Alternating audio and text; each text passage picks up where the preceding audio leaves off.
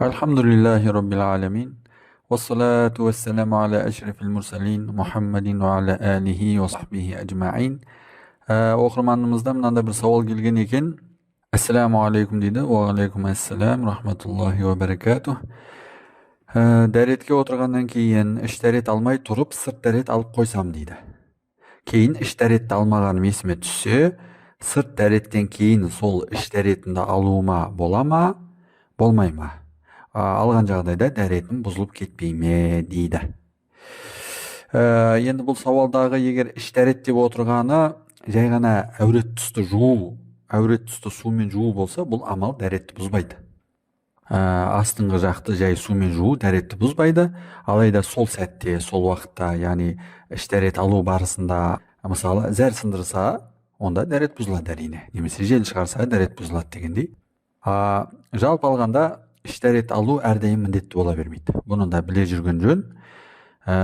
Мысалы, жел шықса, міндетті түрде іштәрет алу шарт емес. Сырт дәрет ала бересіз. Мысалы, егер зәр сындырмасаңыз, және әжетіңізді өтемесеңіз, тек сырт дәретті алып намаз оқи беруге болады.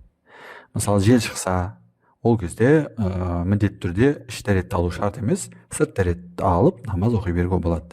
Немесе дененің бір жері қанап дәрет бұзылғандай болса, бұл жағдайда да егер зәр қышап тұрмаса, бірден сырт дәретті алып намазды оқи беруге болады. Ол жағдайда да міндетті түрде барып іштәрет алу шарт емес. Іштәрет алу қашан шарт болады? Іштәрет дегеніміз не екен? Іштәрет дегеніміз әурет тұсты жуу деген сөз. Әурет тұсты жуу деген сөз. Бұл қашан уәжіп болады?